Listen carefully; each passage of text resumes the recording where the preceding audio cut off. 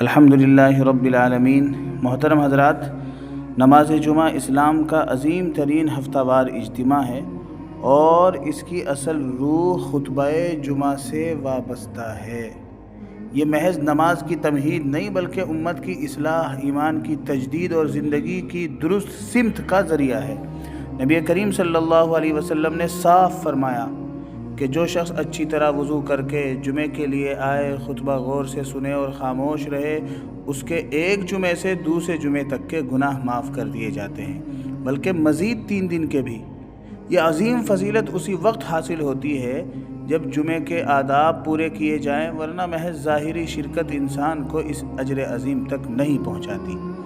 آج ایک افسوسناک صورت یہ ہے کہ بعض لوگ خطبے کے دوران سو جاتے ہیں، حالانکہ خطبہ سننے کا وقت سونے کے لیے نہیں بلکہ دلوں کو جگانے کے لیے ہے۔ سونا دراصل اس بات کی علامت ہے کہ آدمی نے نہ تو خطبے کی قدر کی اور نہ اس کی تیاری کی۔ ایسے لوگ اگرچہ جسم کے ساتھ مسجد میں ہوتے ہیں مگر ان کا دل اور شعور عبادت سے غافل ہوتا ہے اور یوں وہ جمعے کے نور اور اس کی برکت سے محروم ہو جاتے ہیں۔ اسی طرح کچھ لوگ ایسے بھی ہیں جو خطبے کے درمیان آتے ہیں یا خطبہ ختم ہونے کے بعد آتے ہیں اور خطبہ سنتے ہی نہیں۔ یہ طرز عمل جمعے کی فضیلت کو نصف بلکہ ضائع کر دیتا ہے۔ جمعے کی اصل اہمیت صرف 2 رکعت نماز میں نہیں بلکہ اس نصیحت اور ہدایت میں ہے جو خطبے کے ذریعے دی جاتی ہے۔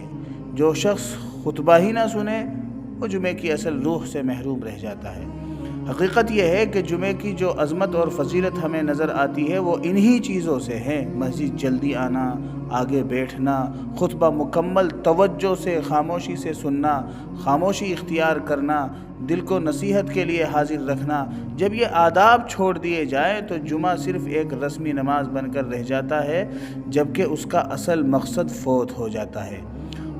حضرات، خطبے کے دوران سونا، ادھر ادھر متوجہ ہونا، موبائل استعمال کرنا یا دیر سے آنا، یہ سب غفلت کی صورتیں ہیں۔